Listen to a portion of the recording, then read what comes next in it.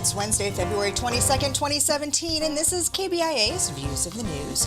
Our weekly roundtable on media behaviors comes to you from the Futures Lab studio at the Reynolds Journalism Institute. I'm Amy Simons, and here with me are my colleagues Mike McKean and Stacey Woelfel. On our program this week, some changes coming to Breitbart. We'll talk about the latest controversy to fall upon its now former tech editor, Milo Yianoppoulus. BuzzFeed's newest effort to get its readers out of their little bubbles and to encourage dialogue through comments. We've seen it try and fail in the past. What might make it different this time? And why one newspaper in New England stops publishing police mugshots and thinks that it may actually strengthen the community. There's a lot more that hopefully we'll get to as well, but let's start with the president's latest attack on the news media coming on Friday. It was in the form of this tweet: the fake news media failing New York Times, NBC News, ABC, CBS, CNN is not my enemy, it is the enemy of the American people. That was in part in response to an AP story published Friday that the Trump administration was set to mobilize the National Guard to execute immigration raids. That story was reported out using a combination of documents and anonymous sourcing, meaning more leaks. Trump and his delegates deny what's in the AP report, though there have been some different movements on that front as well.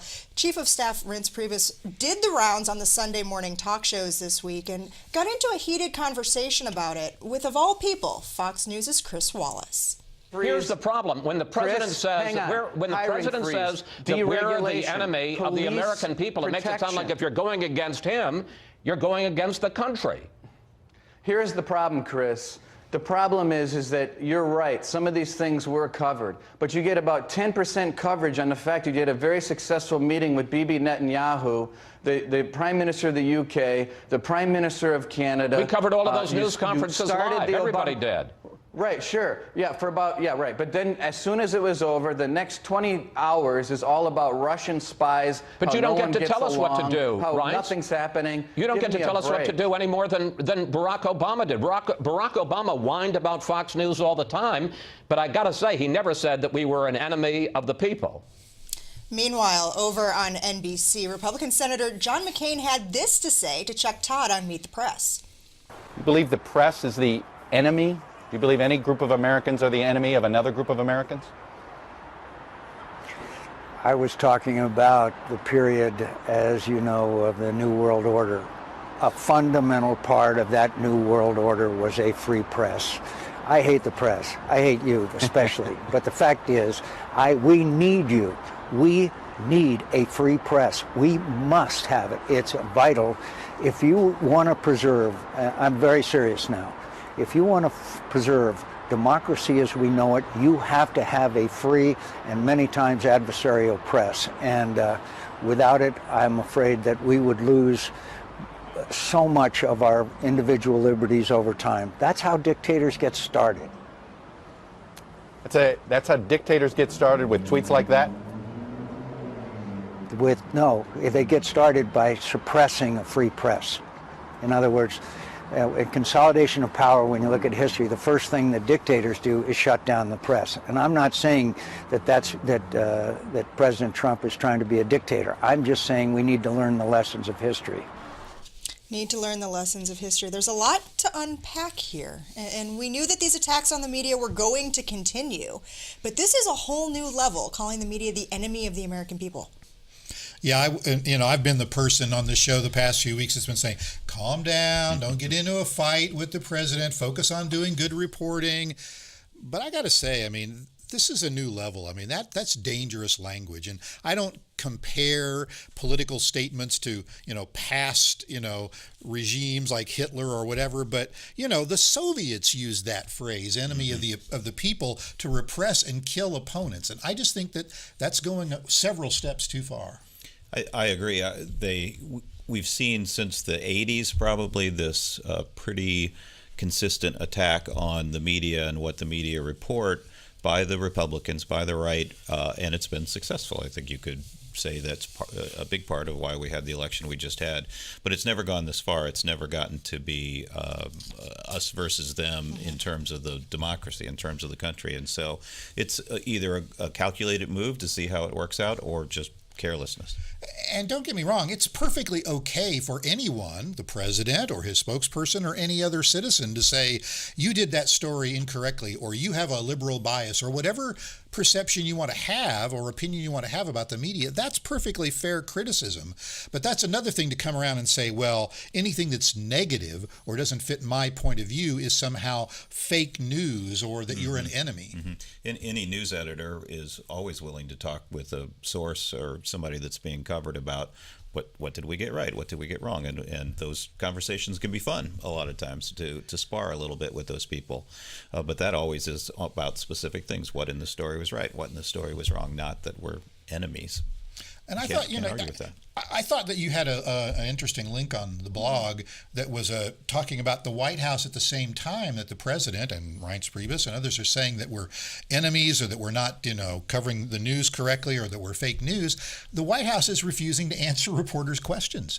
And so when you have a story like a claim that the intelligence community is keeping some information from the president, if that's not true and you have sources within the White House that can say that that's definitively not true, then respond when reporters ask you for an answer. But they're not. So what does it mean? What does it say when you've lost Chris Wallace? When Fox News comes right out and says, Barack Obama didn't even do this. He had his dithers with us, but he never quite went that far. Well, it means that there's nobody left in the news media who will defend you in that case. And not that Chris Wallace would necessarily be the last guy to defend Trump, but when you call us enemies, then everybody's unhappy with you. And McCain's comment, half joking, half serious, he hates the press, he hates Chuck Todd. Might have been a joke, might not have been, it doesn't matter. That's fine. That's an individual thing right there. But at least he understood the big picture. It was kind of said with the signature Stacey Woelfel smile, laugh. A little too dry. Yeah, maybe. A little too dry. You don't know quite how to read that. Yeah, and it might or might not. I mean, the president certainly has his supporters, but this might be self-defeating after a while, because a lot of news organizations, they are whining and complaining about what the president is saying, but it's also energizing them. Those that have the resources, at least, are going out there and doing some very aggressive reporting. Team that up with all the leaks that are coming out because of people within the administration that oppose the president, and I'm not so sure labeling us the enemy of the people is a good long-term strategy. I'd like to think the public will reject this at some point. We're in our journalism bubble, and so we can't think like non-journalists, but I'd like to think at some point somebody will say, no, wait a minute, I do get a lot of important information from the press, and they're not my enemy. Okay, well, it's one thing to misspeak. It's another to misinterpret. It's another thing to make something up and then blame it on TV news. Like the terror attack in Sweden Friday night. That one came at Saturday's rally in Melbourne, Florida, and even the Swedes were confused by it. Yet Trump says he learned of it from watching Fox News. What really happened here? Well, so Tucker Carlson, one of the primetime hosts on Fox News, was interviewing a documentary maker from Sweden, and his documentary claims that immigration, especially Islamic immigration in Sweden, has led to a rise in the crime rate. And the president apparently saw that story, and then he used that, perhaps inartfully or not quite as articulately as he might have meant to in Florida, and referenced it in the same sentence that he was talking about actual terrorist attacks in, France and Belgium and Germany. And it's part of that issue we're seeing now. The president is being briefed, use finger quotes here, briefed in a different way than past presidents because he watches so much television, has been reported. And so I was watching Stephen Colbert last night, and Joe Scarborough was on, and they talked a little bit about the president, they think, watches Morning Joe on MSNBC and how they react because of that. So we know that these presidential briefings, if that's what we're going to have to call them now, are coming from news stories of varying levels of believability. And interestingly enough, I mean, there is a story to talk about here. I think the way that the president deliberately or didn't or otherwise framed it makes it harder for us to have that conversation. But there is a debate in Europe. There is a debate in Sweden about whether or not the open door policy for immigrants is having the impact not only of potentially more security threats, but the impact it's having on the economy there. Now, there's a lot of ways to look at that story, and there are lots of people with different opinions of it in Sweden and elsewhere, but it all kind of gets overwhelmed by this. He said there was a terrorist attack last night in Sweden. He may not have meant it, but it certainly causes us to have a harder time talking about what's really in the news. And all the finer points are gone. I haven't seen that documentary, so I can't comment on it, but if the president had watched the entire documentary, he would probably be a little better informed about it than watching somebody interview the filmmaker. Yeah, some of the Swedish police have gone on record in some of the reporting that's happened since then, saying that they didn't particularly agree with how they were portrayed in this, that the documentarian has actually been called a madman, take that as you will, and again, having not seen it or knowing much about him. But I will say it also would be wrong for the news media to sort of ignore the other side of the argument, because, I mean, that's one of the reasons that Brexit happened. I mean, it's one of the reasons we were so surprised by our presidential election in the news media, because there's a whole lot of folks out there who have these opinions, and if you're not going to cover them seriously, then this is what can happen. Okay, well, there's been a lot of movement in the last 36 hours or so over at Breitbart, the ultra-right-wing publication that used to be the home to White House senior advisor Steve Bannon. For months, its current tech editor, who actually has resigned in the last 36 hours, Milo Yianoppoulus, has been at the center of significant amounts of controversy for his anti-immigrant agenda. He's called gay people mentally ill. Mind you, he's gay. He's called transgender people dangerous. He was banned from Twitter after a prolonged sexist and racist attack against actress Leslie Jones. And I could go on. Friday night, he appeared on Real Time with Bill Maher, and this question came up. Are you the real true face of the alt-right? Because I thought the Nazis were in there. How did they take you on board? This is one of the enduring mysteries of American media. Oh, How can this movement be an anti-Semitic, white supremacist, hateful, bigoted, racist, homophobic movement, and with a gay great Jew pearls who never shuts up about his black boyfriend is the head of it? Something's not quite right. Yeah, except that, like, they're not all your fans. Some of them are your fans. No, they hate me. They hate me. I'm saying this is the alt-right. Then I like you. Well, they don't all hate you. No, you see, this is what the media doesn't report. But The Daily Stormer hates me. They declared holy war against me. The worst people on the very far left and the very, very far right all hate me. They all hate me. Okay. I think you're leaving out a lot of people. But you're welcome here. There's some laughter going on here at the desk with me. That was comedian Larry Wilborn who made that last statement about leaving out a lot of people. And that was before some of the latest incidents, which has even those in the more moderate spheres walking away. As I mentioned, Milo Yianoppoulus did resign from Breitbart yesterday. That was after CPAC had rescinded an invitation to speak there, after Simon & Schuster decided not to publish a book of his. Well, I mean, he says a lot of people hate him, and maybe it has to do because he says a lot of hateful things. I mean, you quoted some of them. I mean, in a very real sense, he doesn't have anybody to blame but himself. On the other hand, I mean, I'm glad that Bill Maher had him on, even though I think there was a journalist, Jeremy Cahill, I believe, decided, I'm not going to show up because you've got him on there. Okay, fair enough. But I like the fact that there are still some shows on pay cable where you can actually have these kind of debates and you can say whatever you need to say or want to say without the worry about the FCC jumping down your throat for using dirty language or whatever it might be. And I mean, I think that there was a useful discussion that was had there. And if you watched the entire overtime segment that you showed us, I think people could come away with it. Not that pedophilia is right. I don't think anybody's going to draw that conclusion from his comments. But there were more subtle and sophisticated arguments being made there than just, you're a racist, you're a homophobe. No, I'm not. People hate me.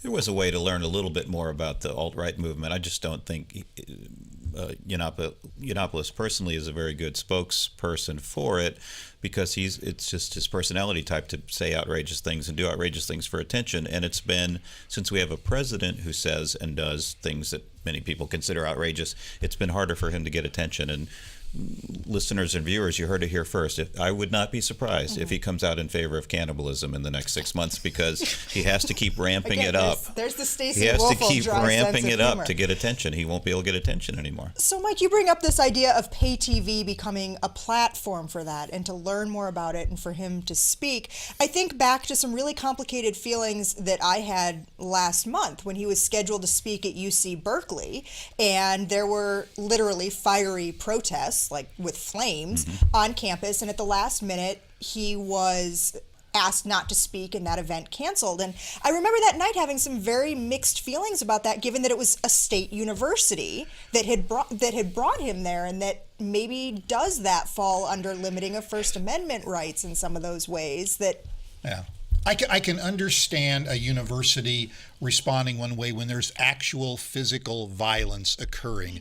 But I also think there is a larger issue about many universities in the United States suppressing people being invited to campus because they have unpopular and often conservative views that some students and some activists don't like. I mean, a lot of unlikable characters create important case law and decisions for the United States. We can think all the way back to the 70s and the Nazis wanting to march in Skokie, Illinois. Or you can think of, a lot more recently than that about the Westboro Baptist Church people. I mean, not very many people support the things that come out of their mouths, but they have a right to speak. And when government agencies, whether it's a university or a city government or whatever, says you can't speak, that's a problem.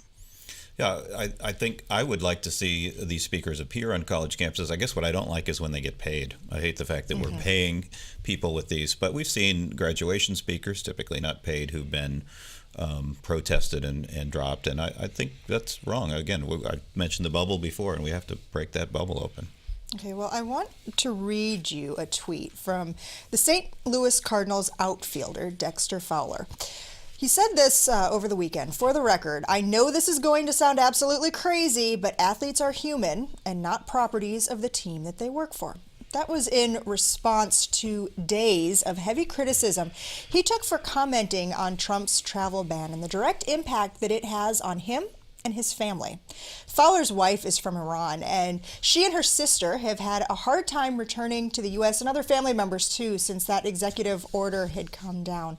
Fowler, when asked about it, called the order unfortunate, but what was reported in some places came off as a direct criticism of Trump and of his administration, something that some baseball fans didn't appreciate. Earlier this morning, as I was getting ready to come and do the show, I found another article that I hadn't had time to share with you yet on sportsonearth.com, and it has a bunch of bullet points of things that Fowler did not say. He did not say Donald Trump is a terrible president. He did not say Donald Trump is a bad person. I think Donald Trump's Muslim ban is evil and anti-American. He did not say I disagree with Donald Trump on most political issues. He did not say I voted for Hillary Clinton.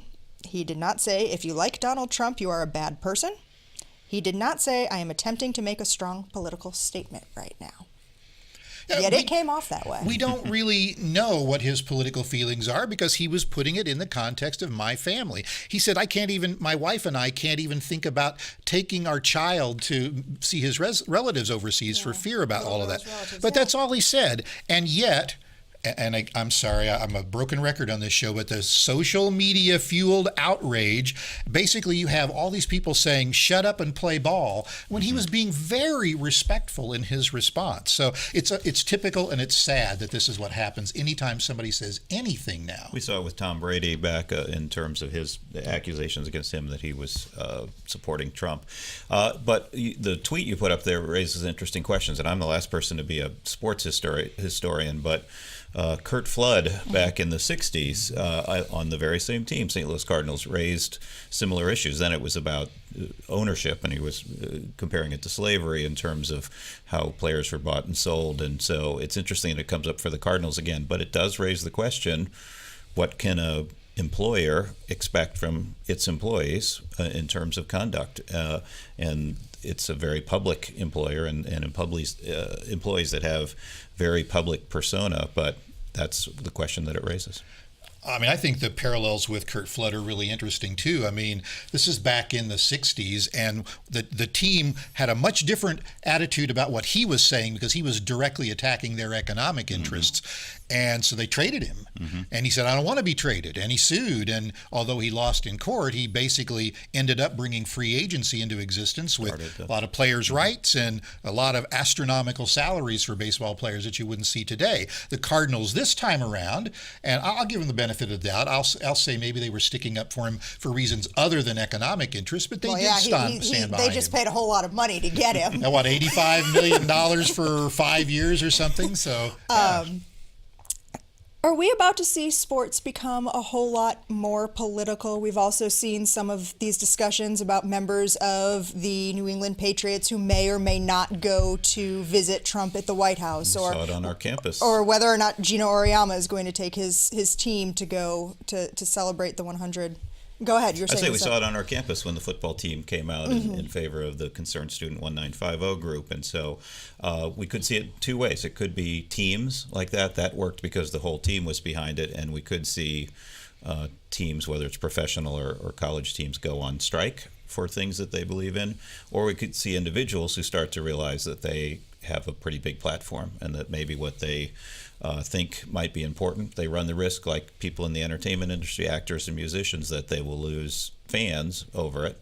But that's a risk I think some of them will probably take. I do think that you're more likely to see really well-established superstar athletes with multi-million-dollar contracts stepping out and talking about this. I think Colin Kaepernick with the 49ers, for example, on bended knee when the national anthem was being played, because they will be savaged in social media if they say anything at all is political. But I think there was another angle, and you pointed it out through one of the readings on our blog, and that may also be the fact that we're seeing a lot more of these stories because sports journalists now are much more uniformly liberal in their outlook toward how players are treated, how the institutions like the NFL treat things like head injuries and sexual abuse by their players. So the reporters are focusing on these stories and going to athletes to get quotes for them where they might not have been so likely to do that in the past. Well, the owners and the leagues have made themselves easy villains in storytelling, whether it's a individual owner who has racist comments that get caught on tape someplace, or whether it's a gigantic corporation like the NFL and what it does. So we love to tell stories, and we love David and Goliath stories, and it's hard to think that an $85 million athlete is David in that scenario, but he can be. Dexter Fowler said, he is still human. He is not just a St. Louis Cardinal. Well, we have been grappling for months with the challenge of finding ways to get diverse voices out there, to get news consumers to break out of their little bubbles and to read, see, and hear reporting that comes from sources that might not necessarily lean the way they do. And for the large part, to date, we've failed. Well, BuzzFeed is going to try to take another whack at it and is trying to introduce a new tool that it calls Outside Your Bubble. How is this going to work? Theoretically, because it's not actually up yet on either their website or their mobile application, but when you get into certain stories that have a lot of sharing going on, at the bottom of the story where the comments would usually be, there'll be kind of a carousel where you can flick through on different takes on the story that come from political opinions or political takes that you might not yourself have. The idea is you'll break out of your bubble if you consume any of that content. And so it's a good idea. I'll be anxious to see whether they actually can get anybody to respond. I think it's a great idea. Disclaimer, my daughter works for BuzzFeed, though she's not involved with this project. But I think it's a great idea if, and we haven't seen it yet, if it sort of forces people to do it. I don't know what the carousel will look like and exactly how that will work, but if it just allows people to choose to do that, then they won't. We know that they won't. So it almost needs to appear as like, oh, I'm suddenly reading something else that I didn't know. I almost have to trick people into reading it. So, I tried to imagine in my mind's eye what it might look like, and there's part of me that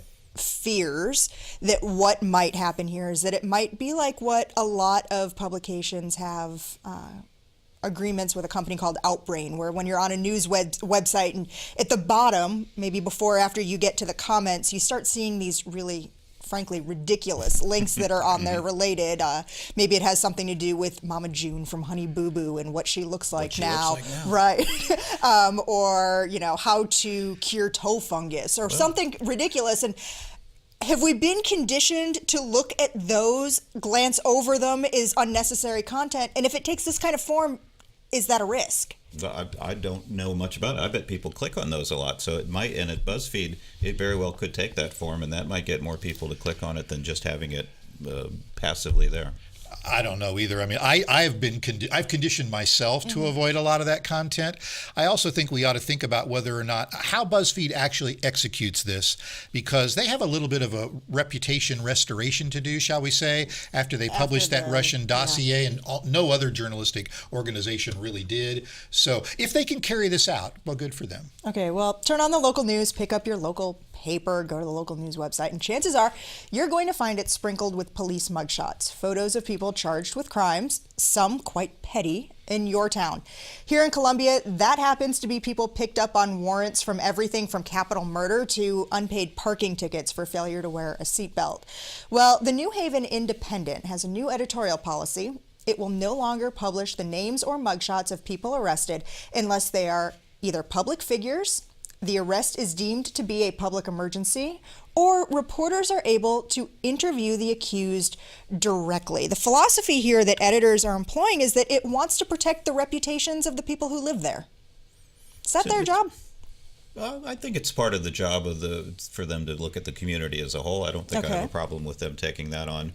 The middle one, if it's a public emergency, I think that does give them a lot of wiggle room, but that's okay. Is it a public emergency if you arrest an arsonist? Maybe so, but I don't know why. But I don't know what showing or not showing a mugshot does to quell an emergency. I'm not sure. I don't get that part, but it's an interesting experiment, and we have routinely shown mugshots in newspapers, on television, of people accused of things that they're not convicted of yet.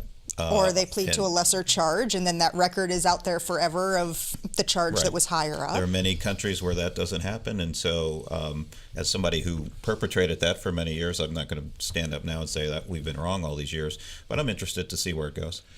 Well, and I think it even pushes back against a more disturbing trend, which is a lot of news websites now actually run carousels, slideshows of these mugshots with maybe just a little bit of information totally out of context to sell advertising. And so it has even more of a damaging effect. And I also think it's kind of plays into something that you've talked about for a long time, Stacey, which is this notion that news organizations can create a fear of crime by constantly focusing on it to the exclusion of other stuff. We know that African American suspects disproportionately have their mugshots shown compared to white suspects, so that does affect us on race there. And the other thing, the big loss here is how will we see these really beautiful and handsome suspects that those mugshots run around, that they become models later if they don't run this. So I am worried about that. Remember that we talked about that guy, the hottest felon ever. Yeah, exactly. I forgot about that. I think he got like a modeling contract. I think he did. We may have to do another Views of the News Wayback Machine like we did last week. Well, we are pretty much out of time for this week. I'd like to thank you for spending the last half hour with us. You can read more about the topics we talked about on today's program. Check out the links blog on the Programs tab at KBIA.org. Like us on Facebook or follow us on Twitter. Our handle is @Views on KBIA. These are all great ways to watch and listen to our program again. Leave us comments or questions. See previews of what we'll be talking about next week and more. Our thanks to RJI's Travis McMillan for directing today's show, and to Pat Akers for handling the audio.